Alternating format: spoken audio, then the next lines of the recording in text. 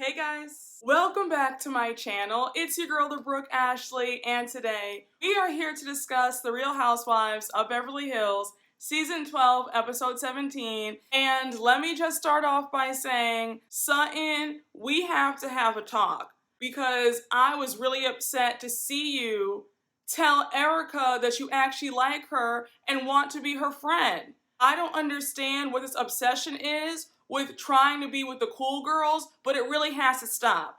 And I'm to the point where I'm like, I can't be more upset than you are. If you're okay with people calling you the C word and other names, then you know what? Who am I to get all upset? Because you clearly don't mind it. I just don't understand why you want to be friends with people who clearly don't like you. But y'all, let me not jump ahead. Let's just jump right on into it, because you guys already know that we don't have a minute to spare. So we open up the episode with it being the next day in Aspen, and we see Kyle and Rinna in the kitchen making coffee, and they sit down to chat about what happened last night. So Rinna says that Diana was out of control last night, and I was thinking, well, Rinna, it would have been nice if you had said something then, when Diana was going off the rails. It's just so funny that they will always have a million excuses for everybody else except for Sutton. Because Diana, as crazy as she acts, she still gets a pass. So now Kyle goes on to say that after what happened last night, she's glad that Diana's in a hotel and not staying with her or the other ladies at the rental. So while they're talking, Erika comes up to join them, and of course they start talking about Sutton. Kyle's like, it's like I can't figure Sutton out, because when it's just me and her one-on-one, she's great. I understand her sense of humor. But then when she gets around the group, it's like, I don't know what's going on. I was like, are you serious right now? Like, Kyle, what are you talking about? Sutton's sense of humor is the same way whether you guys are one-on-one or whether you guys are in a group. It's just so sick how y'all are determined to jump through hoops and act like Sutton is in the wrong when you guys are the ones who are gaslighting her. And Kyle, it was funny watching you on Watch What Happens Live, because you sounded so dumb. And a viewer checked you on the way you treat Sutton. And they also discussed why you always put your hands on her. And you were sitting up there making excuses saying, these last 5 episodes, I was overserved and I wasn't in my right state of mind, and I actually do like Sutton. She is my friend despite how they edit the show. It's like you have all these excuses. You don't like Sutton. It's clear. And please spare me about, it's production, editing things a certain way. I am so tired of these ladies blaming production on every little thing. Granted, there are times when production will go out of their way to make somebody look bad if they need somebody to be the villain, quote unquote, but they are not editing Kyle any sort of way. They are showing her true colors. You know what it is that really gets me upset about Kyle? Because when the show first started, I used to be on Kyle's side. Like, I used to be like, oh my gosh, why is Kim so mean to her? And now I'm like, oh my gosh, it all makes sense. So to add insult to injury, now Erika says, oh my gosh, you're right. It's like when she gets in a group setting, she does a complete 180, because one-on-one, I actually like her. And I'm thinking, one of the most vile people on this cast, how dare you say that Sutton does a 180? So now Kyle has the audacity to say that it's classic mean girl behavior with Sutton unfollowing Erika. So let's just break this down, okay? Because I'm not understanding. Why would anybody with some sense or self-esteem continue to follow somebody who they know does not like them? Y'all want to find fault with everything that she does. So now we see Cherie, Sutton, and Garcelle in the van, and they're on their way to go snowmobiling. But before they get there, they're going to be picking up Erika.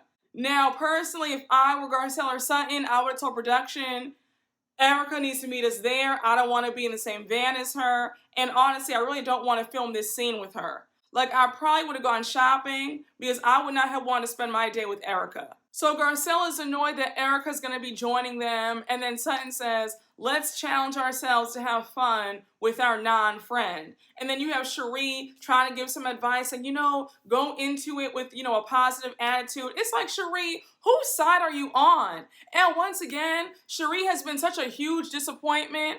I'm like a complete flop. I just knew that she was going to be on Garcelle and Sutton's side, but you have her flip-flopping. She wants to be in with the Fox Force 5 too. It's like, what's going on? So now we flip back to Kyle at her house. She's getting ready to go skiing, and Kathy is in the bed sleeping. We know that Kathy loves sleeping until noon. So when Kyle went into her room, she was like, Kyle, you know, I have my stuff on the suitcases. There are no hangers in the closet. I can't hang up my stuff. She was all disheveled. I was thinking Kathy was better off staying at a hotel. So now we see Dorit and Crystal come over, and we see that they're all going to go skiing together. Now, mind you, Dorit ended up staying at the hotel with Diana because Diana had an extra room. Now, personally, I don't believe anything about Dorit was having anxiety about staying at the rental house. Honestly, I feel like Dorit looks down on Sutton and Garcelle and Crystal, and she feels like they're not cool enough, and she couldn't be bothered. I thought Dorit's Fendi ski outfit was cute, but I was looking at her with a side eye like, now we know the rumors about Dorit allegedly reselling all of her Louis Vuitton pieces and being banned from Louis Vuitton because she does that. So I said, I wonder if Fendi's going to be her new go-to. So now we see all the ladies pile up in the van to go skiing. Mauricio's going to be joining them because remember that he's there on this girls' trip. And they pick Diana up. So you have Diana talking about the lack of oxygen because of the elevation in Aspen. Then she brings up last night. She says that she tried to be civilized, but it all just came out and it is what it is and she's not sorry. I was thinking, Diana, you're just such a loser. Like, that's the only way to describe you. Like, I don't really have any other words. Well, actually, I do. But you really have no reason to be mad at Sutton. You started with her from the beginning. You were the one who was trying to get rude and get shady at Harry Hamlin's dinner party. Talking about it was gauche of Sutton to bring up the whole Elton John ticket debacle. Like, no. Sutton had every right to bring out the receipts because Rinna wasn't telling the truth. Your good friend Rinna obviously put a lot of stuff in your head, and you came on this show obviously with a bone to pick towards Sutton. And then you have Dorit in the background saying that she's freaking out about today because she hasn't skied in 20 years. But honestly, why call attention to it? I know I wouldn't. I would just say, you know what? It is what it is. Yeah, I'm not the best skier. And I would leave it at that. And it was so funny when they cut to the scene with Sutton, Garcelle, Erika, and Cherie in the van together, and nobody was talking. I'm good and petty. So if I were Garcelle or Sutton, I would have had a conversation, but I just would have left Erika out of it. So now we flip back over to the other ladies. They finally arrived to the ski slopes. Mauricio's there. Diana says that she taught herself how to ski. She's an excellent skier. I was thinking, okay, we don't care. Every time Diana opens her mouth, she's either licking her lips repeatedly like a weirdo, or she's cursing Sutton out, or she's bragging about herself. It's like, girl, shut up. So they all start skiing, and we see that everybody else can ski very well except for Dorit. She goes on to say in her confessional that if you haven't skied in 20 years, then it's very scary. And personally, Dorit, there's no shame in doing the beginner bunny slope. I would have done that. Like, I would not have tried to keep up with the experts if I haven't skied in 20 years. Crystal even says that we're all expert skiers and Dorit is not. So now we see them finish skiing, and they were at this little like cafe on the slopes, and they had Bloody Marys and some chips. So it was Kyle, Mauricio, Rinna, Crystal, and they were still waiting for Dorit because Dorit was still on the slope struggling to get down. So now she finally joins him and she's like, I am so proud of myself because I actually did it. I see why Dorit and Kyle connect so well because they both need a lot of attention. So now we flip back to Garcelle, Sutton, Cherie, and Erika going snowmobiling. They're having a good time. So Erika says, well, I enjoyed that. That was a lot of fun. They all agree. And now, of course, last night gets brought up. So Sutton says that it really got to her last night, and then Erika interjects and says, yeah, I know. I mean, it gets to everybody at some point because this is a tough group. I was like, Erika, y'all all ganged up on Sutton except for Garcelle, Kathy, and Crystal. And Crystal, I saw you on the after show after last week's episode, and you had the audacity to change your stance and say, well, actually, Sutton deserved it.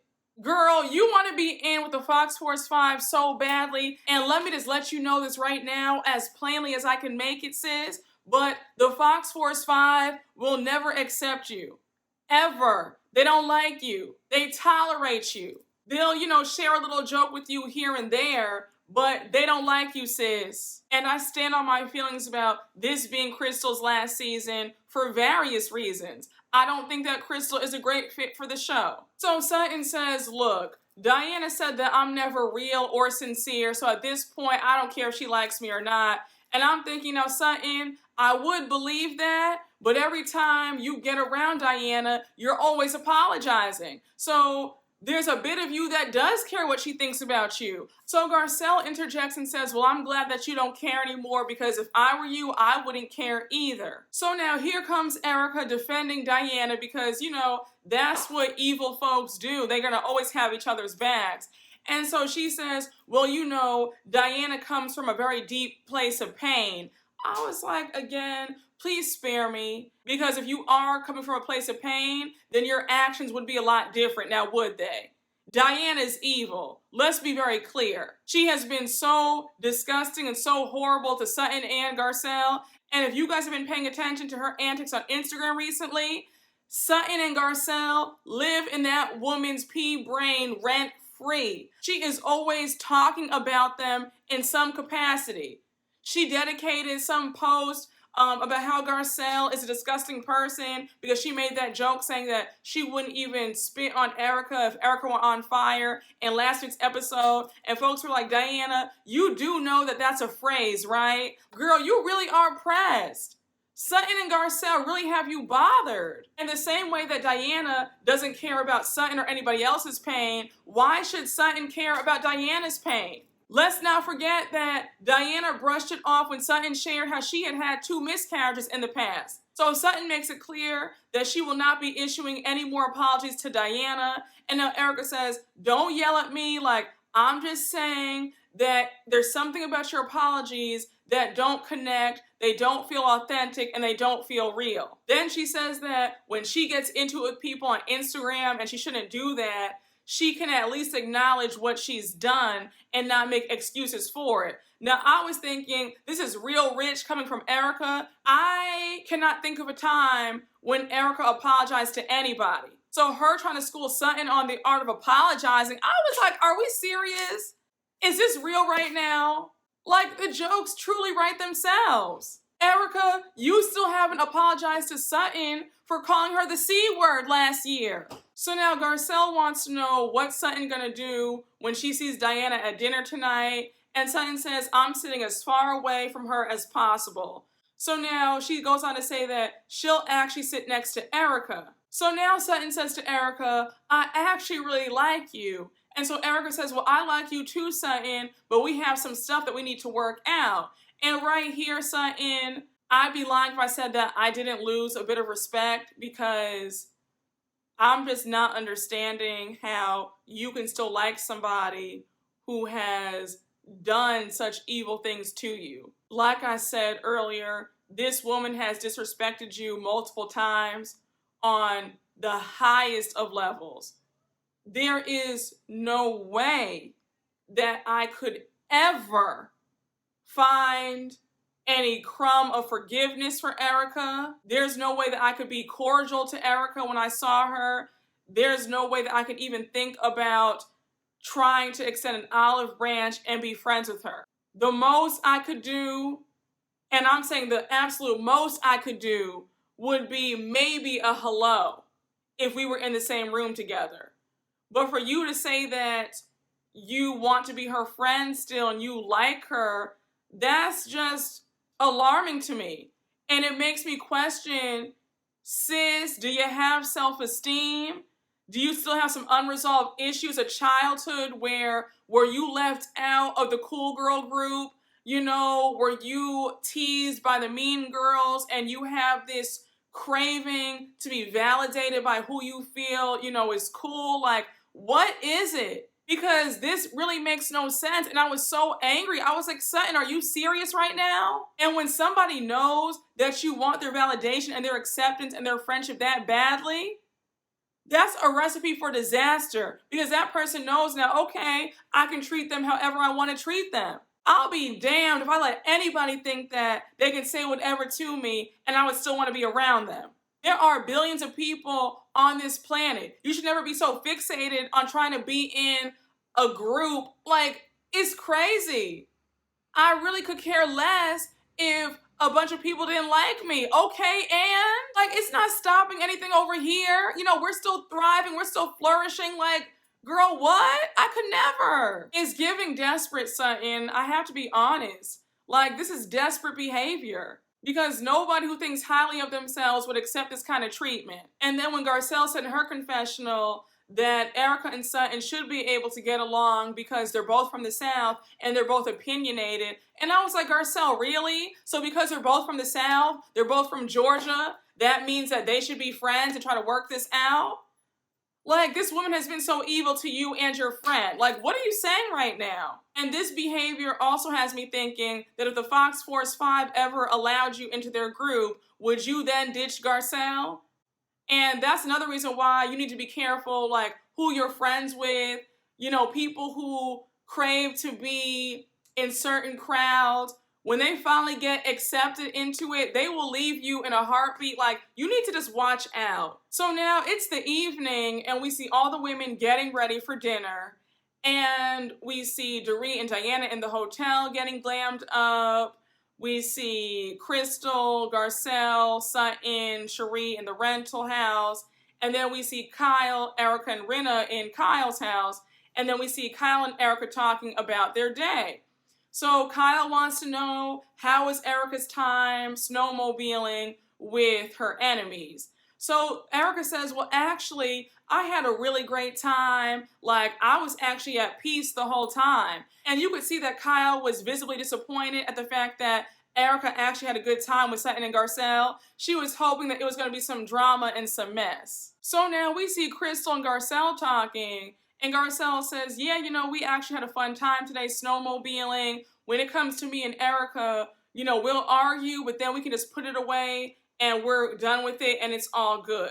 So now Garcelle brings up the whole article about the diamond earrings. And we all know that mess about Erika and these $750,000 earrings that she refuses to give back. So now Crystal goes on to ask Garcelle, what did her co-hosts on The Real say when they talked about the story? So Garcelle said the general consensus was, if you can help the victims, then why not just give the earrings away? Then Garcelle says, giving away the earrings doesn't mean that you're guilty. It just means that you have compassion for the victims. So Crystal says, well, clearly in Erika's warped mind, she thinks that she's a victim too, and that's why she doesn't want to give the earrings up. So Crystal says, honestly, I wouldn't even want them because it's like it's representing ill-gotten gain.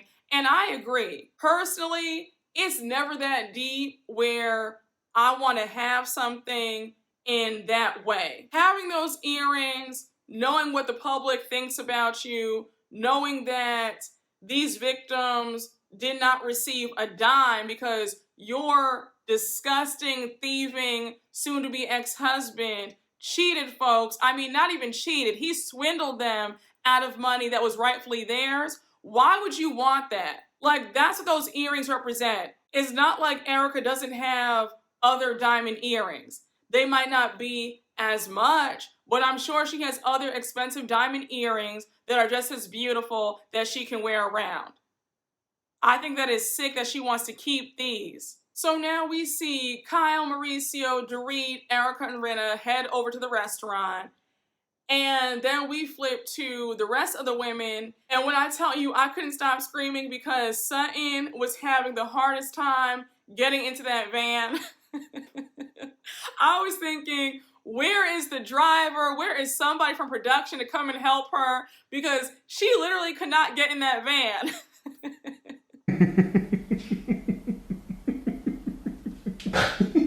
So now we have all the ladies at the restaurant. And it was funny because when Sutton walked in, they were all like, oh my gosh, Sutton, this is our first time seeing you with your boobs out. And so Kathy was like, Sutton, you have little girl breasts, just like Paris and Nikki. That's why it works with the top that you're wearing, because if your boobs were bigger, it would look vulgar. And you could tell that Sutton did not want to hear that she had little girl breasts. So everybody at the table is making small talk with each other. Erika and Garcelle are actually sitting next to each other, and Erika tells Garcelle that she actually had a great time with her today, and Garcelle says same here. So now we have Kathy bringing up how she has all these fabulous pieces in storage at the Waldorf Astoria when she used to live there, and so they're all like, oh my gosh, Kathy, we all need to go with you because I know that you have some pieces. So now Erika interjects and she's like, yeah, I used to have this gorgeous Alexander McQueen python coat. It was like, Erika, this isn't about you. Let Kathy have her moment. Why do you need to bring up what you have?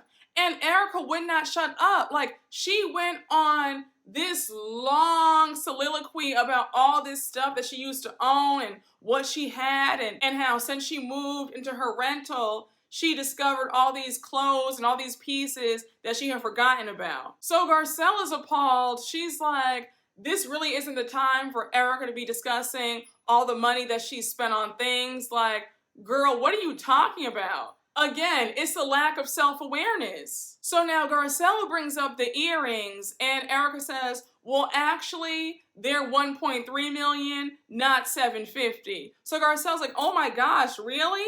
And then she says, do you have them with you now? And Erika says, of course I do. I can show you them tomorrow. So you know Ms. Garcelle's gonna get to the truth, honey. And she's like, but do you want to give the earrings up? So you already know that Erika literally has no desire to give these earrings up. She is making all these excuses. She's like, well, if the judge deems that they're not mine, then I guess then that will be the truth. And then she says, it's a legal fight. And was I the one signing those checks? No. So Garcelle is clearly disgusted. She's like, but Erika, it's about having compassion for the victims. Like, you know, if it can help people, then why not just give the earrings up? So Erika says that it's a property fight. And then Garcelle says, but again, Erika, if you give those earrings up, it doesn't mean that you're guilty. It just says that I have compassion. So now Erika cuts her off and she's like, but hold on, are they stolen? And Garcelle says, well, I don't know. Like, only you can answer that. So Erika's all riled up. She's like, look, I'm not guilty. And I feel like saying, well, how dare anybody say that about me? Then she goes on to say that she's fighting like the effing devil. And I'm thinking, once again, sis, you are not a victim in this. It's about these victims who were swindled out of money that was rightfully owed to them. How dare you? So Garcelle says, look, Erika, I can't tell you what to do, but I do have to ask, do you care if they were stolen? So Erika says it needs to be proven in the court of law, and if I'm a liar, then it'll be proven that I'm a liar. So they end the conversation, and then Garcelle says in her confessional that after hearing all this, she has no desire to give Erika a heads up about her upcoming Real episode. Personally, I wouldn't give her the courtesy of knowing that I was talking about her on the Real. She'll see it like everybody else. And we're not friends. This woman sat up here being all rude and nasty, calling me a liar. So no, I wouldn't give her the heads up. So we see the food come out. And when I tell you that that pasta looked absolutely delicious, if you know me, then you know that Italian food is my absolute favorite. I could eat Italian food, breakfast, lunch, and dinner, all right? So you already know that my mouth was watering. So anyhow, we see Diana laughing because Kathy Hilton was looking for something in her bag. And mind you, she didn't have a purse. She had like a shopping bag. So Kyle's like, Diana, you see what my sister's wearing? Like, she doesn't even have a purse. She has a shopping bag that she's wearing as a purse. So they're all laughing about that. And I was thinking, Kyle, why do you feel the need to put your sister on blast like that? Like, just let your sister be. You know, I noticed that Kyle always wants to low-key embarrass somebody, especially her sisters. I personally feel like Kyle has always been jealous of her sisters, starting at a young age, because since her sister Kim was a child star, you know, she copied her, she got into acting because of Kim. And then Kathy getting married to Rick Hilton when she was 19. I think she's always felt like she was in the shadows of both sisters. So Kathy's joking around. She's like, look, I actually do have some very nice handbags, but I feel like they're too dressy for Aspen. And did you guys catch that shade? Because Kathy was pretty much saying, I mean, Aspen is cute and all, but Aspen isn't worth my Birkins and my Chanels. And we all know that Kathy is a bit eccentric, so it didn't really surprise me that she would do something kind of quirky like that. A quick side note, I thought it was funny because Mauricio was at the head of the table, and then you had Kyle right next to him on one side, and then Dorit was next to him on the other side. And I said, uh-huh. Let me stop it. If you don't know, there are several rumors out there that are saying that Mauricio and Dorit have some little thing going on. Of course, it's all alleged. I don't believe it, but I just thought it was funny when I saw the camera pan to Mauricio and Dorit talking about the food. So they finished dinner, and now they all head back to the rental house where Cherie, Garcelle, Sutton, and Crystal are staying in. So Erika is good and drunk. We see Rinna offering some edibles that she brought to Cherie. Cherie takes a bite of the brownie, and it turns out that Rinna loves weed. So with all this going on, Kathy's like, hey y'all, I have an announcement to make. And she brings out this bottle of tequila. So Kathy says, I usually don't like tequila, but I love this tequila. And we find out that Kathy, her husband Rick, and Nikki and Paris are all investors in this tequila. Now, I did some research. I went on the site, and Eva Longoria is one of the co-founders of Casa del Sol as well. So it's definitely a very celebrity-based tequila. And I said, I love tequila. Like, that's one of my faves. So I definitely will be trying out Casa del Sol, and I'll report back to you. So as Kathy is talking about her tequila, Rinna is like, oh my gosh, here we go again. And we see a clip of when Kathy brought up her tequila at Diana's Christmas party. Now I said, Rinna, you really have some balls to be like, here we go again. You're always talking about Rinna Beauty, trying to promote your daughters because you want them to be the next Bella and Gigi Hadid. And then you're always talking about Rinna Wines. Like, the audacity of you to be like, oh my gosh, here we go again, because Kathy wants to talk about her tequila. She has every right to. The same way y'all peddle all your brands, why can't Kathy do the same? So Kathy says, I was hoping that you guys would like to play bottoms up with me, take a shot, and just give me your opinions and your feedback about the tequila, because I'm dying to know what you guys think. So Rinna immediately says no. Erika says no, because last time I had tequila, I cursed out Garcelle's son. I was shocked that Kyle just sat there and didn't even say anything. I'm like, your sister wants everybody's opinion on her tequila, and you have nothing to say? If I were Kyle, I would have said, oh my gosh, guys, please, let's just help my sister out. Everybody take a shot. That's what I would have said, because that's what a good sister does. At the very least, Kyle should have said, you know what, sis, I'll take a shot. Why is that so hard? But like I said, Kyle is also jealous of her sister.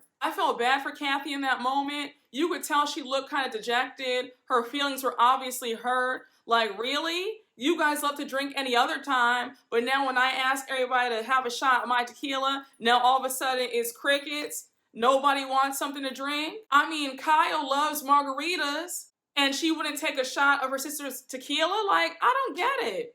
And I was also surprised that Garcelle, Crystal, Diana, and Dorit didn't want to take a shot of tequila either.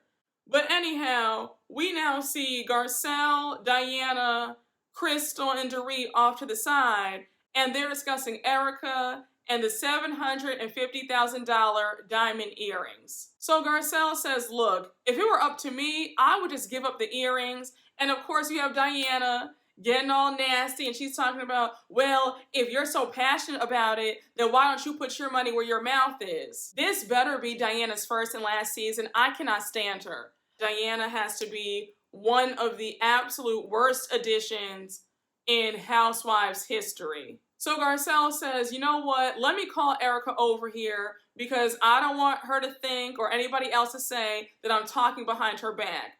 So Garcelle says, Erika, can you come over here for a minute? We're talking about you and I want to say everything in front of your face. So Erika walks over and Garcelle says, Erika, I just want to say I was happy to see how open you were when we were speaking at dinner. So Erika says that she's not going to do anything that isn't required of her by law. So now Crystal goes on to ask Erika if there's anything that she wants to do outside of the law. And Erika says that she's not doing anything that is not required of her by law. So Erika continues on by saying that people have sued me, I have my response, and ultimately it's up to the judge to decide. So now Crystal says, well, I would give them up. So Erika says, why? To look good? And I was thinking, Erika, the fact that you are failing to grasp where everybody else is coming from says a whole lot. There's a huge possibility that he bought those earrings with stolen funds. And I guess Erika feels, well, they took away the jets, they took away the yachts, they took away the house, they took away the 4 Lamborghinis and everything else. So I have a right to keep this as a parting gift. And it's like, but Erika, that's not the point. And second of all, you're not a victim in this. Your husband did a very evil thing that left a lot of folks destitute. So you look crazy trying to defend your right to hold on to these earrings. So now Garcelle interjects and says that she would feel compassion for people. And Erika says, so are you saying that I'm not compassionate? So Garcelle says, well, I feel like you don't want to give the earrings up because you think that it'll make you look guilty. So Erika says, I'm not guilty. So Garcelle says, I'm not saying that you are guilty. So now Crystal jumps in again and she's like, all I'm saying is make people whole, that's all. So here's where things start going left. Erika says the place to make people whole is in the court of law, not the court of public opinion. So at this point, Erika is going off the rails. She is screaming like a nut. And she's like, so just because somebody alleges something, that's the truth? That's just one side of the story. So you just believe them because they said so? Then she tells Crystal to get real. I was laughing because I said, Erika is truly delusional. She's telling somebody else to get real, but yet she wants to still hold on to these earrings, knowing that there's a high chance that they were purchased with stolen money. So now Erika starts challenging Crystal and she's like, what are the facts? Like, give me the facts. So Crystal says, well, the facts are that money was stolen from people. So now Erika says, no, it's not. So Crystal's confused and she says, so are you saying that there were victims who weren't paid? So you have Erika playing coy and deflecting and she says, look, I'm sorry for the people who passed away, but we need to find out what did or didn't happen to their settlement. So at this point, everybody is just staring at Erika. Mind you, Rinna is high, so she's like, all this screaming that Erika's doing is killing my whole entire vibe. So now Erika starts yelling about it's not about criminal liability and how she's not saying that she doesn't feel bad for potential victims. So now Garcelle cuts her off and she's like, wait, what? Come again? What do you mean by potential victims? So Garcelle is shocked. She's like, it's just beyond me at this point. The fact that she's refusing to give up anything is just crazy. This is a self-centered, cold-hearted woman who does not care about anybody else but herself. All she's thinking about is the next time she can be on a G5, on a yacht somewhere in Ibiza. She could care less about innocent people who have lost everything because of Tom. Bravo. This also needs to be Erika's last season. I can assure you that if Erika comes back in any capacity, I will not be watching. I refuse. So now you have Kyle sitting off to the side with Cherie, Sutton, and Rinna, and she's like, this is not cool what Erika's saying. Because if this were me, I would have put out a statement immediately saying that I feel so sorry for all the victims and this situation is being handled as quickly as possible. So Crystal's still going back and forth with Erika and she's like, all I can think about are the victims. And now Erika interjects and she's like, I don't give an F about anybody else but me. So now you have Kyle jumping into the conversation. She's really upset by what Erika's saying. And I was thinking, I don't know why you guys are all wasting your breath trying to get it through Erika's head that she's wrong and that she sounds crazy. Erika does not care. So of course you have Kyle upset. She's like, Erika, there's victims involved. And now Erika says, were they defrauded by Girardi Keys? I've never met these people. So Kyle is begging and pleading for Erika to show sensitivity and care for the victims. And Erika says, you should be thinking about me right now. So Kyle says, girl, I'm sorry to say, but it's not about you. It's about the victims. I said, Kyle, this has been the one time where you've made sense all season long. And it only took you 17 episodes to finally stand up to Erika. Now you have Dorit trying to talk sense into Erika, and I'm thinking, y'all are pretty much talking to a brick wall. So Erika's rambling on about how she's been upfront and honest the whole entire time. Now you have Kyle telling her, look, I'm not saying that you had any idea of where the money went or how the money came in. And when she was talking, I think she said the F word. So then you have Kathy saying, Kyle, stop cursing, like cut it out. Kathy had me screaming and Kyle was so upset. But I was thinking, Kathy has heard and seen Kyle curse before, so I don't know why she chose that time to tell her to stop cursing. So Kyle continues on and she says, look, at the end of the day, people died and you're not showing any compassion. So now Erika starts screaming and she's like, why should I have compassion when they're dragging me for something that I didn't even do? So Kyle's like, Erika, don't say that. I can't defend you even though you're my friend. Like, I cannot defend you when you say things like that. Please stop. And you know what's funny? Kyle has said that exact line in multiple seasons. We've heard her say, you're my friend, but I can't defend that. And then she starts crying. It's like a signature line of hers. You guys notice that? So now Erika starts screaming that she's the wife that's been left in ruins. And on what planet do you think that you're a victim? You are not a victim. You are on a reality TV show getting paid close to $1 million per season. You still drive a Range Rover. You live in a $10,000 a month rental in West Hollywood. You still have designer pieces. You're coming out with a hair care line. You still go away on fabulous trips. So again, please point me to where you're a victim in all this. And at this point, Rinna and Dorit are like, okay, it's time for her to go because she's about to say something that's gonna make things even worse. I said, Rinna, it's a bit too late for damage control now. She already said what she said. Erika has shown with her actions that she does not care. So her leaving now isn't going to change anything. We still have a poor opinion of her. She's still vile. She's still evil. She's still egotistical and self-centered. Like, nothing's changing. So the episode ends with Erika being escorted out the house. She's screaming and rambling and going on about how folks need to have compassion for her, how she's the victim, and how she's not going to take responsibility for something that she didn't do. And then you heard her when she said, I'll stay and fight all these bitches right here. I was like, girl, stop.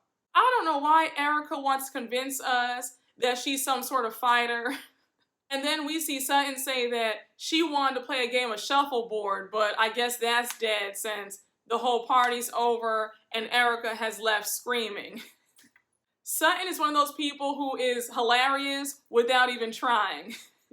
But y'all, that was the episode, and it just seems like this Aspen trip is getting worse and worse as the episodes progress. And it looks like next week we are finally going to see what really happened to trigger Kathy Hilton. Because we saw in the preview that Rinna is trying to be shady, and she orders Kendall Jenner's tequila brand right in front of Kathy's face. And Kathy storms out and is pissed. Oh! Shout out to everybody. I had fun. I gotta be good.